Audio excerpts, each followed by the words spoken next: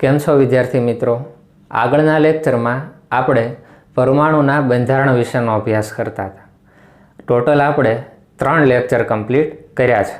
તેમાં આપણે પરમાણુનું common introduction જોયું હતું. અલગ અલગ વૈજ્ઞાનિકો દ્વારા જે પ્રયોગો આપવામાં આવ્યા તે પ્રયોગો વિશેની માહિતી મેળવી અને ઇલેક્ટ્રોન, પ્રોટોન અને ન્યુટ્રોનની શોધ, તેના પ્રયોગો અને તેની માહિતી આપણે જોઈ છે. હવે આજના લેક્ચરમાં આપણે આગળ વધીએ તો આજનો જે આપણો પ્રશ્ન આવશે એ શું છે? જો કોઈ પણ પરમાણુ હોય તેને તમે દર્શાવો કઈ રીતે? આપણે પ્રથમ ચેપ્ટરમાં ભણી જ ગયા છીએ, છતાં આપણે થોડુંક આમાં સમજી લઈએ. કોઈ પણ પરમાણુ હોય એને દર્શાવવાની કંઈક મેથડ હોય. તેમાં પરમાણુ ક્રમાંક, પરમાણુના દળ કઈ બાજુ લખવા, તેમાં રહેલો વીજભાર કઈ સાઈડ મૂકવો અને તેમાં રહેલા પરમાણુઓની સંખ્યા હોય તો એ પરમાણુની સંખ્યા ક્યાં લખવી, તે બધી બાબત આપણે જોઈએ. જો કોઈ પણ પરમાણુ હોય તેને નિરૂપણ કરવો હોય એટલે કે તમારે દર્શાવવો હોય તો સંજ્ઞા સ્વરૂપે તમે કઈ રીતે દર્શાવી શકો એ આપણે જોઈએ. જો તો આપણે અહીંયા એક એક્ઝામ્પલ દ્વારા સમજીએ. જો પરમાણુની સંજ્ઞા તમારે શું લેવાની? એક્સ. શું લેશો? એક્સ. એટલે કોઈ પણ અહીંયા પરમાણુ હોઈ શકે. એક્સ બરાબર હાઇડ્રોજન, હિલિયમ, લિથિયમ, બેરિલિયમ. હવે જો પરમાણુની ડાબી બાજુ અહીંયા નીચે તમે શું લખો છો? પરમાણુ ક્રમાંક. શું લખશો અહીંયા? પરમાણુ ક્રમાંક. જ્યારે ઉપરની સાઈડ અહીંયા શું લખશો? તેનો પરમાણવીય દળ. અહીંયા શું આવશે? પરમાણવીય દળ. આ રીતે તમે દર્શાવો છો. અહીંયા શું લખાય? જો પરમાણુની જમણી બાજુ ઉપર શું લખશો? વીજભાર. ઇલેક્ટ્રોન દાન કરે તો ધન વીજભાર હશે અને ઇલેક્ટ્રોન સ્વીકારે તો કયો વીજભાર આવે? ઋણ વીજભાર આવે. અને અહીંયા નીચે શું આવે? પરમાણુની સંખ્યા. તો કોઈ પણ પરમાણુને સંજ્ઞા સ્વરૂપે દર્શાવવો હોય, તેના પરમાણુ ભાર, તેના પરમાણુ ક્રમાંક અને તેના ઉપર શું વીજભાર આવેલો છે અને પરમાણુની સંખ્યા, તો આ રીતે તમે સંજ્ઞા સ્વરૂપે દર્શાવી શકો. જ્યાં એક્સ એ શું હશે? અહીંયા પરમાણુની સંજ્ઞા હોય. શું હોય? સંજ્ઞા. આપણે એક એક્ઝામ્પલ લઈએ. જો આપણે એક એક્ઝામ્પલ લઈએ. જો કયું લઈએ? સોડિયમ લઈએ. શું લઈએ? સોડિયમ. તો જો એક્સની જગ્યાએ આપણે પરમાણુની સંજ્ઞા લખી સોડિયમ. હવે શું કરશો? જો ડાબી બાજુ નીચેની સાઈડ શું લખશો? પરમાણુ ક્રમાંક. તો સોડિયમનો પરમાણુ ક્રમાંક કેટલો થાય? 11. ઉપર આવશે પરમાણવીય દળ. સોડિયમનો પરમાણવીય દળ કેટલો થાય? જો એકી સંખ્યામાં છે એટલે શું આવશે? અહીંયા 11 દુ 22 ને 23. આ રીતે તમે એને દર્શાવી શકો. હવે ઘણી વખત એવું પણ થાય કે તમને એમ કે સોડિયમ છે એ 1 ઇલેક્ટ્રોનનું દાન કરે છે. તો જુઓ તો ઇલેક્ટ્રોનનું દાન કરે એટલે કયો વીજભાર આવે? ધન વીજભાર આવે. તો વીજભાર ક્યાં લખવાનો? જમણી બાજુ ઉપર સાઈડ. 1 ઇલેક્ટ્રોનનું દાન કરે તમે કેટલા લખશો? +1 તરીકે દર્શાવો છો. તો પરમાણુનું આ રીતે તમે નિરૂપણ કરી શકો છો. હવે જો અહીંયા પરમાણુની સંખ્યા લખી હોય તો ઘણા બધી એવી સંજ્ઞા છે. જો સલ્ફર છે તેનો અણુ હશે, એમાં ટોટલ કેટલા પરમાણુ હોય? 8 પરમાણુ હોય. તો જો તો પરમાણુની સંખ્યા છે એ સંજ્ઞાની જમણી બાજુ નીચેની સાઈડ દર્શાવવામાં આવે છે. બીજું આપણે જોઈએ. જો સલ્ફર હશે એટલે એનો પરમાણુ ક્રમાંક શું થાય? 16. અને પરમાણુય દળ કેટલો થશે? 32. અહીં કેટલા લખશો? 32. તો આ રીતે તમે પરમાણુને સંજ્ઞા અથવા તો તેનું નિરૂપણ કરી શકો છો. બીજું તમે જો આમાં રહેલા પ્રોટોન, ઇલેક્ટ્રોન અને ન્યુટ્રોનની સંખ્યા એ પણ તમે મેળવી શકો, જે આપણે પહેલા લેક્ચરમાં જોઈ ગયા છીએ. છતાં આપણે આની અંદર આપણે જોઈએ. જુઓ પ્રથમ આપણે જોશું પરમાણુ ક્રમાંક.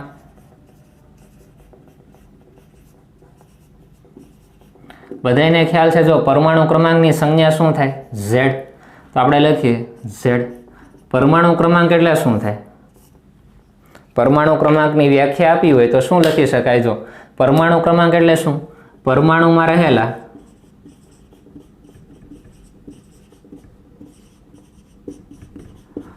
પ્રોટોનની સંખ્યાને તે પરમાણુનો પરમાણવીય ક્રમાંક તરીકે ઓળખવામાં આવે છે.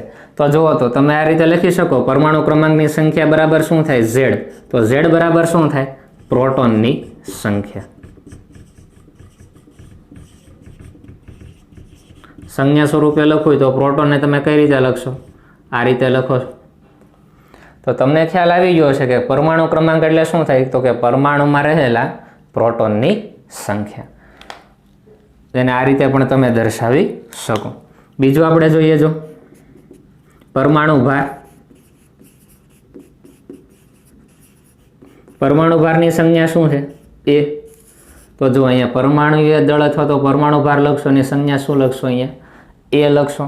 તો પરમાણુ ભાર છે એની વ્યાખ્યા શું થાય? જો પરમાણુ ભાર એટલે શું? તો કે પરમાણુમાં રહેલા પ્રોટોન અને ન્યુટ્રોનની સંખ્યાનો સરવાળો, તેને શું કહેવામાં આવે? પરમાણુ ભાર તરીકે ઓળખવામાં આવે. માટેને સૂત્ર સ્વરૂપે લખવું તો આ રીતે લખી શકે કે પરમાણુ ભાર બરાબર પ્રોટોનની સંખ્યા પ્લસ ન્યુટ્રોનની સંખ્યા. આ તમને ખ્યાલ જ છે. બીજું જુઓ, પ્રોટોનની સંખ્યા બરાબર શું લખાય? ઝેડ લખી શકો. તો આપણે લખીએ, જો પરમાણુ ભાર બરાબર પ્રોટોનની સંખ્યા બરાબર શું લખાય? ઝેડ પ્લસ ન્યુટ્રોનની સંખ્યા. તો તમે આ રીતે પણ પરમાણુ ભાર નક્કી કરી શકો કે કોઈ પણ તત્વ અથવા પરમાણુનો પરમાણુ ભાર નક્કી કરવો હોય તો તેના પરમાણુ ક્રમાંકમાં ન્યુટ્રોનની સંખ્યા ઉમેરી દો એટલે તમને એનો શું મળી જાય? પરમાણુ ભાર મળી જાય.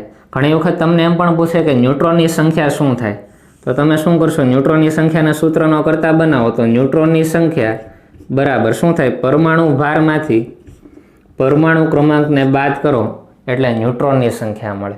આ યાદ રાખવાનું કે કોઈ પણ પરમાણુમાં ન્યુટ્રોનની સંખ્યા કેટલી છે? તો તે પરમાણુના પરમાણુય દળમાંથી પરમાણુ ક્રમાંકને બાદ કરો એટલા સંખ્યામાં એમાં શું રહેલા હોય? ન્યુટ્રોન રહેલા હોય છે. હજી એક નવો પોઈન્ટ આપણે જોઈએ, જો પરમાણુ ક્રમાંક, પરમાણુ ભાર. બીજું આવશે ન્યુક્લિયોન.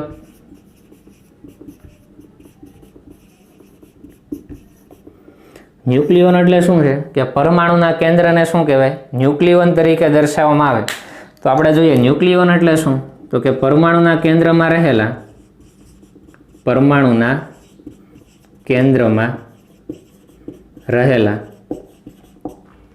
પ્રોટોન અને ન્યુટ્રોનની સંખ્યાનો સરવાળો કરો. સરવાળો કરતા તમને શું મળે છે? ટોટલ ન્યુક્લિયોન મળે છે. અથવા તો તમે આમાં પણ કહી શકો છો પરમાણુ ભાર બરાબર શું લખી શકાય? તો કે પરમાણુના કેન્દ્રમાં રહેલા કુલ ન્યુક્લિયોનની સંખ્યા એટલે કે પ્રોટોન પ્લસ ન્યુટ્રોનની સંખ્યાનો સરવાળો એ શું થઈ ગયું? એનું ન્યુક્લિયોન તરીકે ઓળખવામાં આવશે. હવે આપણે આગળ વધીએ. જો આ ચેપ્ટરમાં અમુક મહત્ત્વના જે પોઈન્ટ છે તેના વિશેનો આપણે અભ્યાસ કરીએ. એક પછી એક આપણે જોઈએ.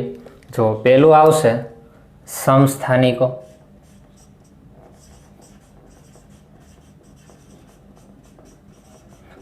સમસ્થાનિકોને ઇંગ્લિશમાં કહેવાય આઇસોટોપ્સ. શું કહેશો? આઇસોટોપ્સ. હવે જો સમસ્થાનિકોને કહેવાય એ તમે પ્રથમ ચેપ્ટરમાં ભણી જ ગયા છો. શું કહેતા હતા? કે જે તત્વોના પરમાણુ ક્રમાંક સમાન હોય પરંતુ તેના પરમાણુય દળ જુદા જુદા હોય તો તેને એકબીજાના શું કહેવામાં આવે? સમસ્થાનિકો તરીકે ઓળખવામાં આવે છે. હું અહીંયા આખી વ્યાખ્યા લખતો નથી. શું સમાન હોય અને શું અસમાન હોય તે માત્ર આપણે દર્શાવશું. જોઈએ, જો સમસ્થાનિકો માટે સમાન શું હોય અને અસમાન શું હોય એ દર્શાવીએ. જો સમાન શું અને અસમાન શું હોય. હવે જોઈએ, જો સમસ્થાનિકો માટે શું કહેશું? કે જે તત્વોના પરમાણુ ક્રમાંક સમાન હોય. તો સમાનમાં તમે શું લખશો? પરમાણુ ક્રમાંક. પરમાણુ ક્રમાંકની સંજ્ઞા શું થાય? ઝેડ. એટલે કે પરમાણુ ક્રમાંક સમાન હશે પરંતુ અસમાન શું હોય? પરમાણુય દળ. એટલે કે એની સંજ્ઞા શું થશે? એ. તો તેને એકબીજાના સમસ્થાનિકો તરીકે ઓળખવામાં આવે છે. ઘણી વખત તમને બીજી રીતે પણ વ્યાખ્યા કહેશે. હવે જો પરમાણુ ક્રમાંક સમાન એનો મિનિંગ એમ છે કે પ્રોટોનની સંખ્યા કેવી હોય? સમાન જ હોય. જો કોઈ પણ તત્વમાં પ્રોટોનની સંખ્યા કેટલી હોય? તો કે તેના પરમાણુ ક્રમાંક જેટલી જ હોય. પરમાણુ ક્રમાંક જેટલી શું હોય? પ્રોટોનની સંખ્યા. તો આમ પણ લખી શકો કે સમાન શું હોય? પ્રોટોનની સંખ્યા. પ્રોટોનની સંખ્યા. તો બીજી રીતે વ્યાખ્યા આપી હોય સમસ્થાનિકોની તો શું આપી શકો? જે તત્વોમાં પ્રોટોનની સંખ્યા સમાન હોય પણ અસમાન શું? પરમાણુવીય દળ અસમાન છે. હવે જો પરમાણુવીય દળ અસમાન હોવા પાછળનું કારણ શું? તો પરમાણુવીય દળનું સૂત્ર શું છે? કોઈ પણ તત્વનો પરમાણુ ભાર બરાબર શું થાય? તેમાં રહેલા પ્રોટોનની સંખ્યા અને ન્યુટ્રોનની સંખ્યાનો સરવાળો. પરમાણુવીય દળ અસમાન થવા પાછળનું કારણ શું? જો પ્રોટોન તો સરખા જ, તો પરમાણુ દળ શા માટે બદલાય છે? ન્યુટ્રોનની સંખ્યા બદલાય તો તેનું પરમાણુવીય દળ બદલાય. તો તમે એમ પણ લખી શકો કે અસમાન શું હોય? ન્યુટ્રોનની સંખ્યા. અહીંયા શું આવશે? ન્યુટ્રોનની સંખ્યા. તો તમે વ્યાખ્યા શું લખી શકો કે જે તત્વોમાં પ્રોટોનની સંખ્યા સમાન હોય પરંતુ ન્યુટ્રોનની સંખ્યા કેવી હોય? અસમાન હોય, તો તેને એકબીજાના સમસ્થાનિકો તરીકે ઓળખવામાં આવે છે.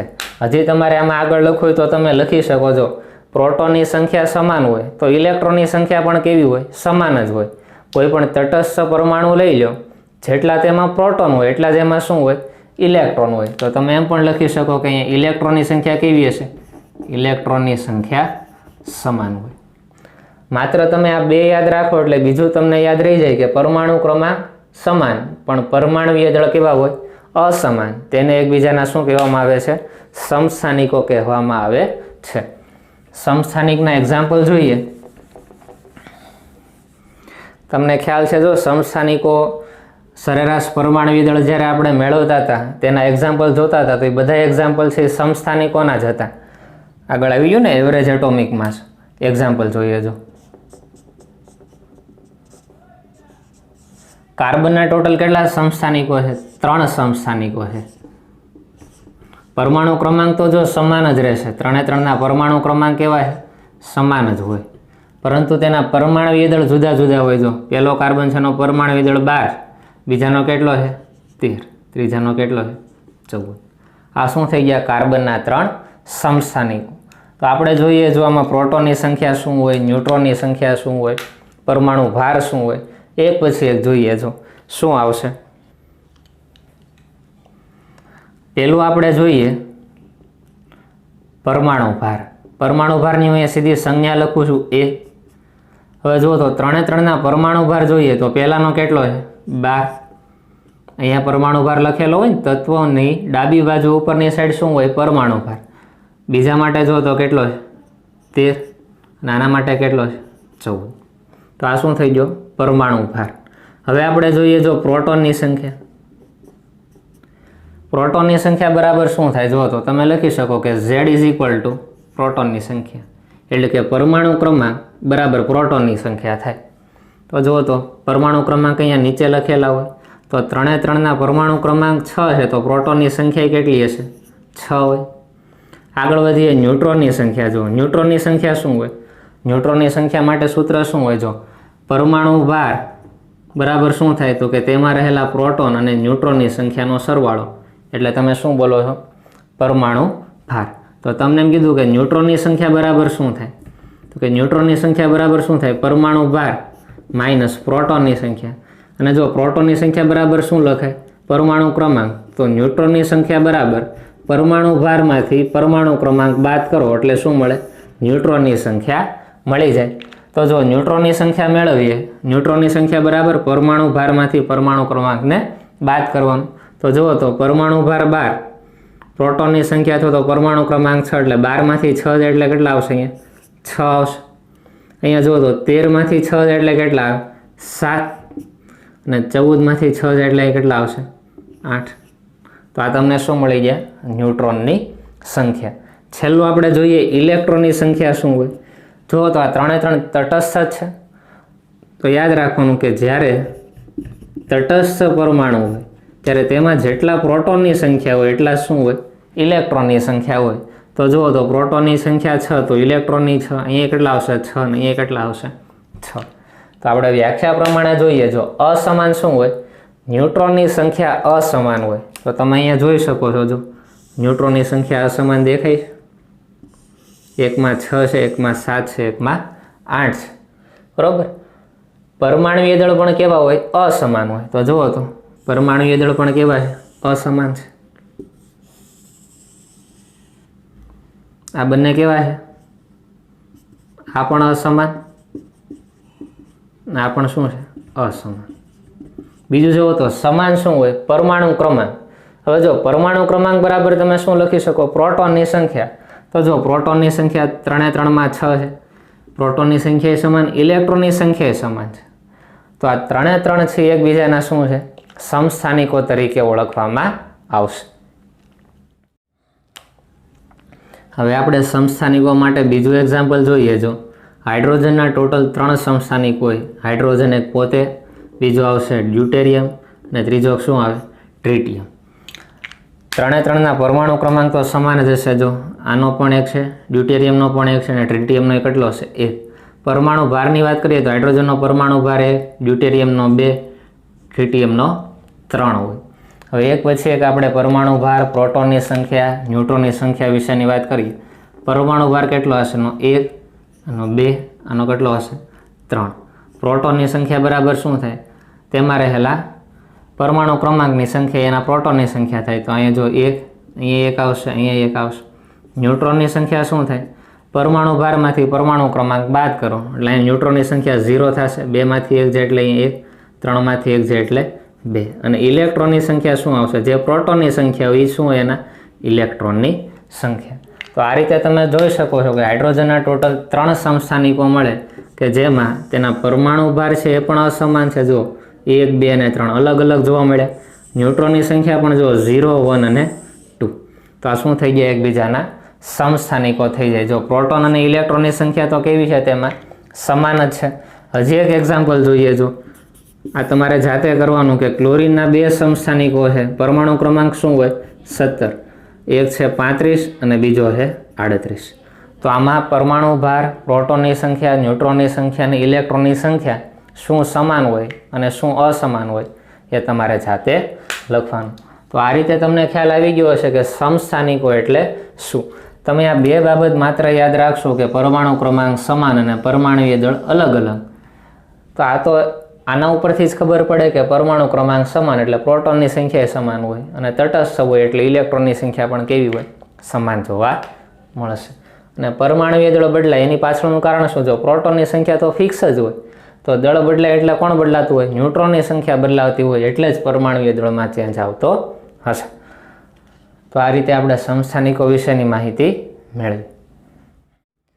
હવે આપણે બીજો પોઈન્ટ જોઈએ. જો બીજો શું આવશે? સમભારિકો. નામ ઉપરથી જ તમને ખ્યાલ આવી જશે કે શું સમાન હોય અને શું અસમાન હોય. સમ એટલે સમાન, ભારિકો એટલે કે પરમાણુય ભાર તમે કહી શકો કે જેના પરમાણુ ભાર સમાન હોય તો તેને શું કહેવામાં આવે? તેના સમભારિકો. તો લખીએ સમાન શું હશે? પરમાણુય દળ. તમે પરમાણુ ભાર બોલો તો પણ કાંઈ વાંધો નથી, તેની સંજ્ઞા શું છે? એ. પરમાણુય દળ સમાન હોય પરંતુ તેના પરમાણુ ક્રમાંક એટલે કે Z એ કેવા હશે? અસમાન હોય તો તેને એકબીજાના સમભારિકો તરીકે ઓળખવામાં આવે છે. એટલે તમે વ્યાખ્યા કઈ રીતે લખશો કે જે તત્વોના પરમાણુય દળ અથવા તો પરમાણુ ભાર સમાન પરંતુ તેના પરમાણુ ક્રમાંક અલગ અલગ તેને એકબીજાના સમભારિકો તરીકે ઓળખવામાં આવે છે. હવે જો પરમાણુય દળ સમાન હોય તો બીજું શું શું સમાન હોઈ શકે? તો કે એ સમાન હોય એનો મિનિંગ શું છે? કે પરમાણુ ભાર બરાબર શું? પ્રોટોનની સંખ્યા અને ન્યુટ્રોનની સંખ્યાનો સરવાળો. તો એને તમે ન્યુક્લિયોન્સ પણ કહો છો. તો તમે લખી શકો કે ન્યુક્લિયોન એટલે કે પ્રોટોન અને ન્યુટ્રોનની સંખ્યાનો સરવાળો કેવો હોય? સમાન હોય. તો શું પરમાણુય દળ સમાન હોય? અહીંયા ધ્યાન રાખો. જો પ્રોટોન અને ન્યુટ્રોનની સંખ્યા સમાન છે એવું નથી બોલતા. પ્રોટોન અને ન્યુટ્રોનની સંખ્યાનો સરવાળો કેવો થાય? સમાન થાય. તેને સમભારિકો કહેવાય. હવે અસમાનમાં તમે શું લખી શકો? પરમાણુ ક્રમાંક અસમાન હોય. હવે જો પરમાણુ ક્રમાંક અસમાન હોય એનો મિનિંગ શું? તેમાં રહેલા પ્રોટોનની સંખ્યા અલગ અલગ હોવાની. તો આપણે લખીએ કે પ્રોટોનની સંખ્યા, ઇલેક્ટ્રોનની સંખ્યા અને ન્યુટ્રોનની સંખ્યા કેવી હશે? અસમાન હોય. કેમ કે પરમાણુ ક્રમાંક ફર્યા કરે તો પ્રોટોનની સંખ્યા બદલાયા કરે અને પ્રોટોનની સંખ્યા બદલાય એટલે ઇલેક્ટ્રોનની સંખ્યા બદલાય. સાથે સાથે ન્યુટ્રોનની સંખ્યામાં પણ બદલાવ આવે. તો આના આપણે એક્ઝામ્પલ જોઈએ. જો એનું પ્રથમ એક્ઝામ્પલ જોઈએ. શું આપ્યું છે જો, આર્ગોન, પોટેશિયમ અને કેલ્શિયમ. આર્ગોન, પોટેશિયમ અને કેલ્શિયમ. પરમાણુ ક્રમાંક જોઈએ જો ત્રણેયના 18, 19 અને 20. 18, 19 અને 20. બીજું છે એના પરમાણવીય દળ. પરમાણુ ભાર તો કેવા છે? સમાન છે, એટલે એવા જ અહીંયા એક્ઝામ્પલ હશે. અહીંયા 40, પોટેશિયમનો કેટલો છે? 40, કેલ્શિયમ એ કેટલો છે? 40. હવે જો તમને એમ થશે કે પોટેશિયમનો પરમાણવીય દળ 40 થોડો થાય, કેટલો હોય? એકી સંખ્યા એટલે 19, 38 ને 39, પણ અહીંયા 40 લખ્યો છે. તેનો અર્થ એવો નથી કે આ ન હોઈ શકે. કુદરતમાં આ પણ તમને મળી શકે છે, એટલે તમે આ એક્ઝામ્પલ લઈ શકો. હવે એક પછી એક આપણે વાત કરીએ. જો પરમાણુ ભાર, પરમાણુ ભાર તો કેવા હોવાના? સમાન જ હોવાના. કેટલા છે જો તો ત્રણે ત્રણના. પ્રથમનું પણ 40, બીજા માટે 40 અને ત્રીજા માટે કેવું છે? 40. પ્રોટોનની સંખ્યા જોઈએ. જો પ્રોટોનની સંખ્યા એટલે તમે શું લખો છો? પ્રોટોનની સંખ્યા બરાબર શું થાય? પરમાણુ ક્રમાંક. જે પરમાણુ ક્રમાંક હોય એ પ્રોટોનની સંખ્યા હોય. તો પરમાણુ ક્રમાંક જુઓ તો આર્ગોનનો 18 છે, તો પ્રોટોનની સંખ્યા 18, પોટેશિયમ માટે 19 અને કેલ્શિયમ માટે 20. તો આ તમને પ્રોટોનની સંખ્યા મળી ગઈ. બીજું આપણે જોઈએ ન્યુટ્રોનની સંખ્યા શું હોય. જો ન્યુટ્રોનની સંખ્યાનું સૂત્ર શું હતું? ન્યુટ્રોનની સંખ્યા બરાબર પરમાણુ ભાર માઇનસ પરમાણુ ક્રમાંક, અને Z બરાબર શું થાય? પરમાણુ ક્રમાંક એટલે કોણ હોય? પ્રોટોનની સંખ્યા છે. તો શું કરશો કે પરમાણુ ભારમાંથી પ્રોટોનની સંખ્યા બાદ કરી દો. પરમાણુ ભારમાંથી પ્રોટોનની સંખ્યા બાદ કરો, અથવા તો પરમાણુ ભારમાંથી પરમાણુ ક્રમાંક બાદ કરો. પરમાણુ ભારમાંથી પરમાણુ ક્રમાંક બાદ કરો. 40માંથી 18 બાદ કરો, શું આવે? જો 22 આવશે. 40માંથી 19 બાદ કરો, કેટલા આવશે? 21. અને 40માંથી 20 બાદ કરો એટલે કેટલા આવશે? 20. આ તમને શું મળી ગયા? ન્યુટ્રોનની સંખ્યા મળી. ઇલેક્ટ્રોનની સંખ્યા જોઈએ. જો ઇલેક્ટ્રોનની સંખ્યા શું હશે? જો આ ત્રણે ત્રણ જે તત્વો છે એ તટસ્થ છે, એટલે જે પ્રોટોનની સંખ્યા હોય એ જ ઇલેક્ટ્રોનની સંખ્યા હોય. કેટલા થશે? 18, 19 અને 20. તો આના આધારે તમે કહી શકો છો પરમાણુ ભાર કેવા છે? સમાન. પરમાણુ ભાર સમાન. જો પરમાણુય દળ સમાન, પરમાણુ ક્રમાંક અલગ અલગ, એટલે કે પ્રોટોન, ઇલેક્ટ્રોન અને ન્યુટ્રોનની સંખ્યા કેવી હોય? અસમાન હોય. જો આ ત્રણેય માટે આન્સર આના માટે 40 એ પરમાણુ ભાર, પણ બીજી એકેય વેલ્યુ સેમ નથી ત્રણેયમાં. જો એકેય વેલ્યુ સેમ આવતી નથી. તો આ બધું કેવું થઈ ગયું? અસમાન. તો તમને ક્વેશ્ચન પૂછે કે આર્ગોન, પોટેશિયમ અને કેલ્શિયમ એ સમસ્થાનિકો છે કે સમભારિકો છે, તો તમારો આન્સર શું આવશે? તો આ સમભારિકો તરીકે વર્તે છે. હવે જો આપણે બીજું એક્ઝામ્પલ જોઈએ સમભારિકોનું. તો જો તો પરમાણુ ભાર ત્રણેયના કેટલા છે? 130. ટેરુલિયમ, ઝેનોન અને બેરિયમ. તો આપણે લખીએ પરમાણુ ભાર ત્રણેયનો સેમ છે 130, 130, 130. બીજું જોઈએ પ્રોટોનની સંખ્યા. એના પરમાણુ ક્રમાંકો એટલા પ્રોટોનની સંખ્યા, એટલે 52, 54, 56. બીજું શું આવશે? ન્યુટ્રોનની સંખ્યા અને ઇલેક્ટ્રોનની સંખ્યા. હવે તમે જાતે મેળવી શકો ન્યુટ્રોનની સંખ્યા શું થાય અને ઇલેક્ટ્રોનની સંખ્યા. ન્યુટ્રોનની સંખ્યા બરાબર શું લખશો? પરમાણુ ભારમાંથી પરમાણુ ક્રમાંક બાદ કરી દેવો, એ શું મળી જાય? ન્યુટ્રોનની સંખ્યા. તો ન્યુટ્રોન અને ઇલેક્ટ્રોનની સંખ્યા તમારે જાતે ગોતવાની. અહીંયા જુઓ તો તેનો પરમાણુ ભાર કેવો છે? સમાન. પરંતુ આ ત્રણે ત્રણ બાબત કેવી આવવાની છે? અસમાન આવશે. તો આ શું બની જાય? એકબીજાના સમસ્થાનિકો બની જાય. ઇલેક્ટ્રોનની સંખ્યા તો જો પ્રોટોનની સંખ્યા હોય એટલી જ આવવાની છે. તો તમારે ગોતવાનું શું થયું? ન્યુટ્રોનની સંખ્યા બાદ બાકી જ કરવાની છે. 130માંથી 52 બાદ કરો એટલે અહીંયા આન્સર આવશે 130માંથી 54 અને 130માંથી 56. તો આ રીતે તમે શું મેળવી શકો છો? સમભારિકો મેળવી શકો છો. સાવ ઇઝી છે. શું યાદ રાખશો કે જે તત્વોના પરમાણુય દળ સમાન પરંતુ તેના પરમાણુય ક્રમાંક જુદા જુદા, તેને એકબીજાના સમભારિકો તરીકે ઓળખવામાં આવશે. હવે આપણે ત્રીજો પોઈન્ટ જોઈએ. જો હવે જે આવશે શું આવશે? આઇસોટોન. આઇસોટોન ઇંગ્લિશમાં આપણે લખીએ શું લખાય? આઇસોટોન. નામ ઉપરથી જ તમને ખ્યાલ આવશે. જો અહીંયા શું આવે છે? ટોન આવે છે. તો તમે ન્યુટ્રોન બોલો છો, છેલ્લે શું આવે? ટોન. ન્યુટ્રોન. ન. તો તમે લખશો કે શું હશે આમાં? તો એવા તત્વો કે જેમાં ન્યુટ્રોનની સંખ્યા સમાન હોય.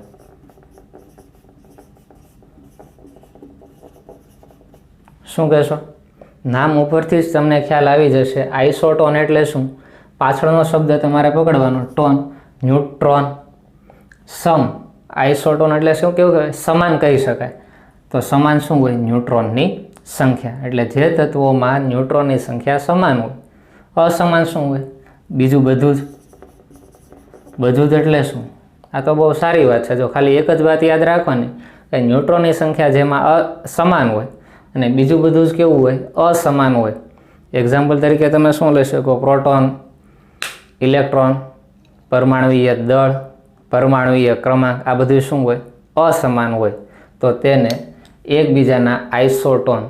આને ગુજરાતીમાં કંઈ શબ્દ નથી પણ તમે લખી શકો કે સમન્યુટ્રિનો, બરાબર, એના તરીકે પણ તમે બોલી શકો. એટલે તમને ખ્યાલ આવી જશે કે જે તત્વોમાં ન્યુટ્રોનની સંખ્યા સમાન હોય જ્યારે બીજું બધું કેવું હોય? અસમાન હોય, તો તેને એકબીજાના આઇસોટોન તરીકે ઓળખવામાં આવે છે.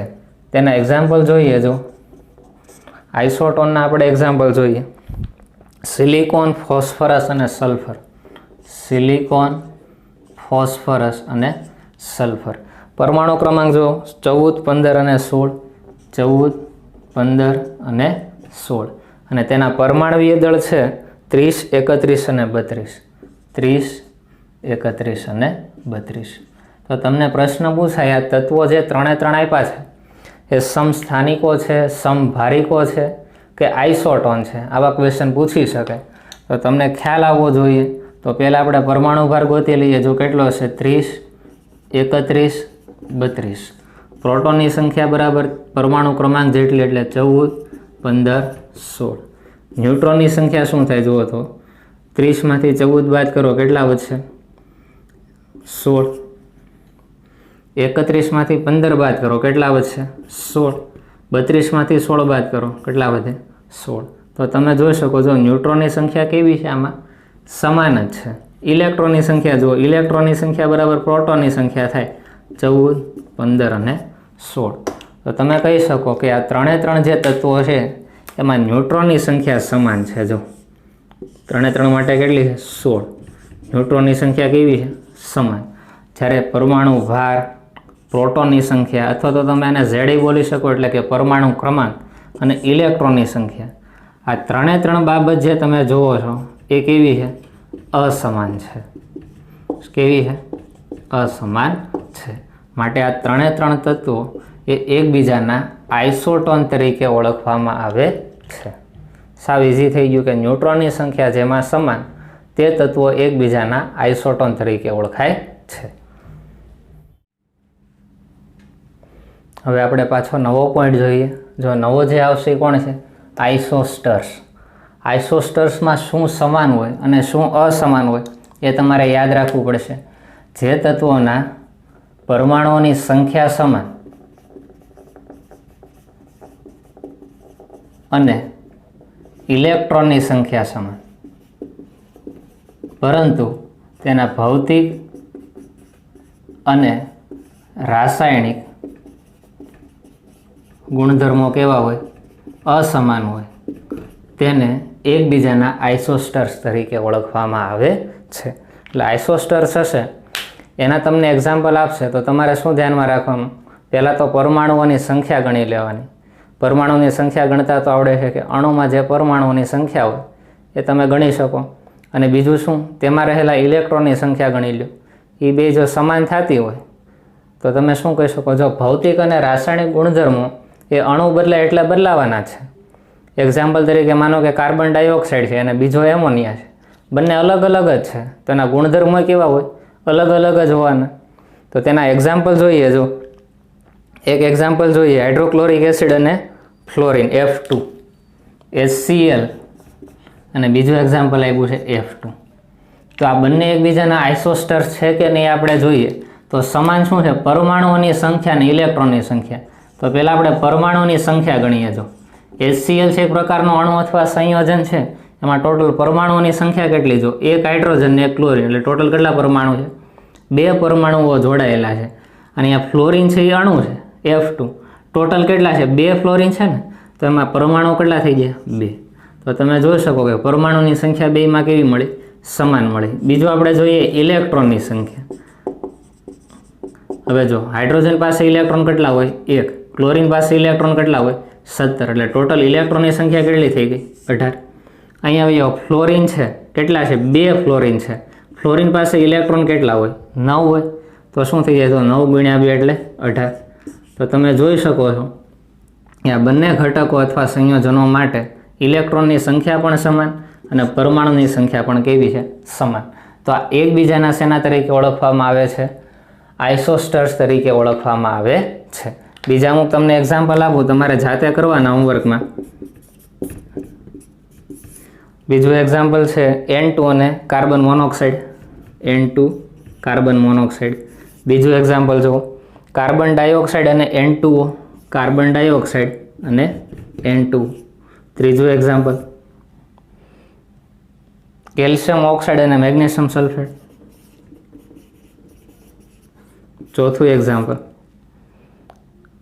C6H6 અને બીજું છે B3N3H6.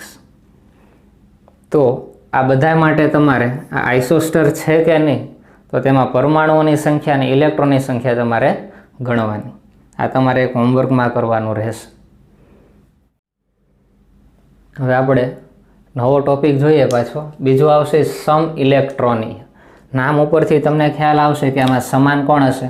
ઇલેક્ટ્રોનની સંખ્યા. ઇલેક્ટ્રોનની સંખ્યા સમાન હોય, અસમાન શું હોય? પરમાણુય દળ અને પરમાણુય ક્રમાંક. કેવા હશે? અલગ અલગ હોય.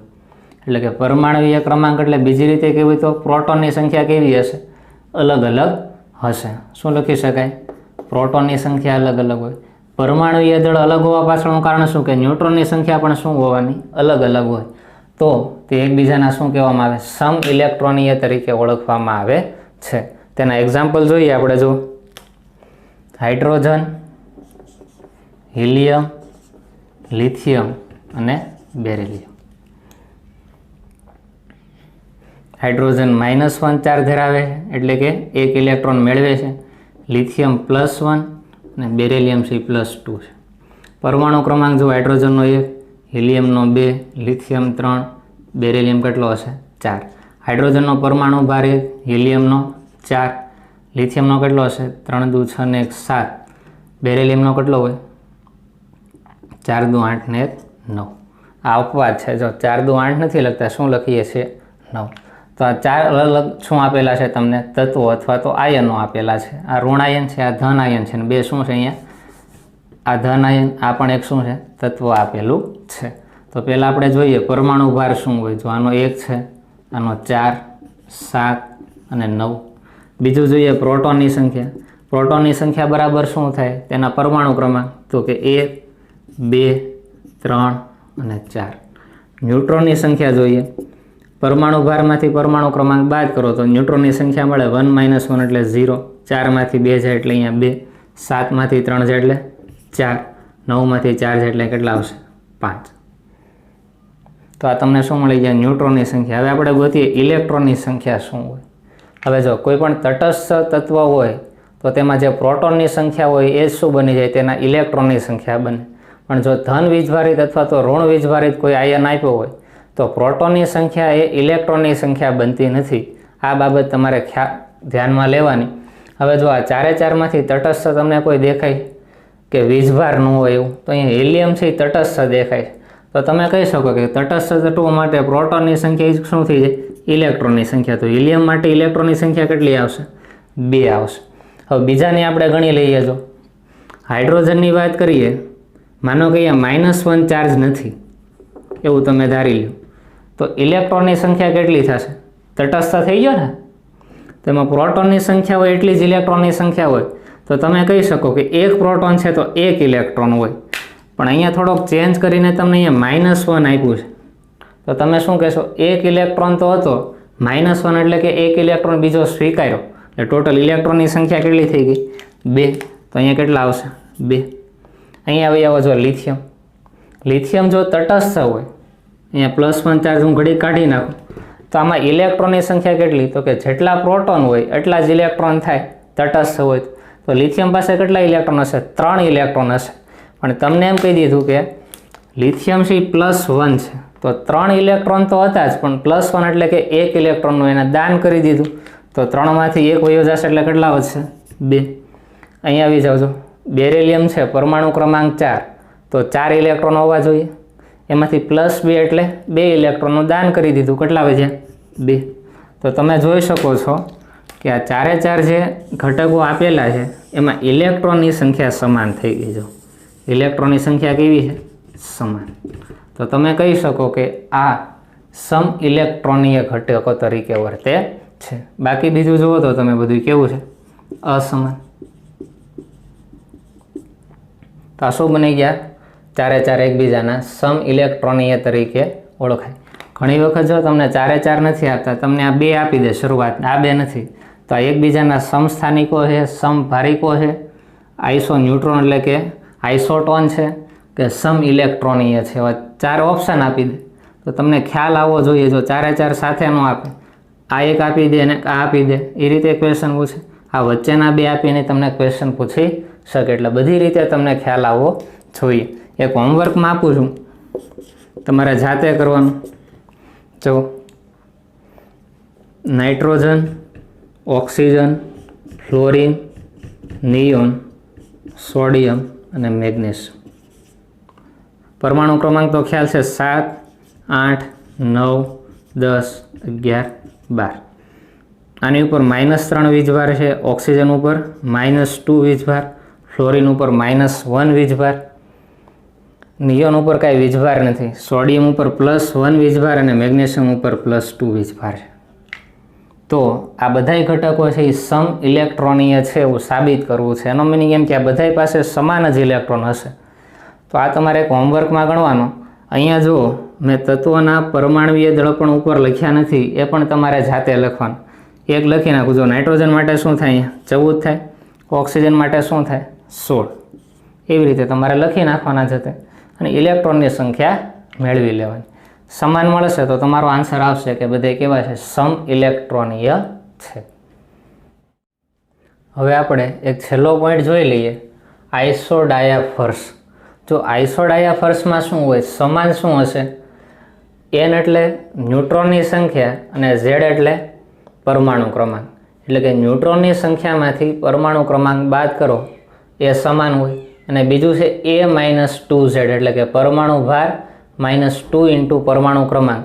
આની બાદબાકી કરો ને જે આન્સર આવે એ કેવા છે? સમાન આવે. જ્યારે પરમાણુ ક્રમાંક, તેના દળ, પ્રોટોન, ઇલેક્ટ્રોન અને ન્યુટ્રોનની સંખ્યા, ભૌતિક અને રાસાયણિક ગુણધર્મો કેવા હશે? અલગ અલગ જોવા મળશે. તેના એક્ઝામ્પલ આપી દીધા. જો 92 યુરેનિયમ 235, 90 થોરિયમ 235. તો તમને અહીંયા પ્રશ્ન થશે કે 235 તો આ સાઈડ ન લખાય. ઘણી વખત તમને આ રીતે પણ જોવા મળશે. એટલે તમને એમ ન થાય કે આ શું છે? પરમાણુય દળ ડાબી બાજુ પણ લખેલો હશે ઘણીવાર અને જમણી બાજુ પણ ઘણી વખત તમને જોવા મળશે. આ શું છે? 235 ને અહીંયા 235. એ આ યુરેનિયમ અને આ થોરિયમ એના પરમાણુય દળ અથવા તો પરમાણુ ભાર છે.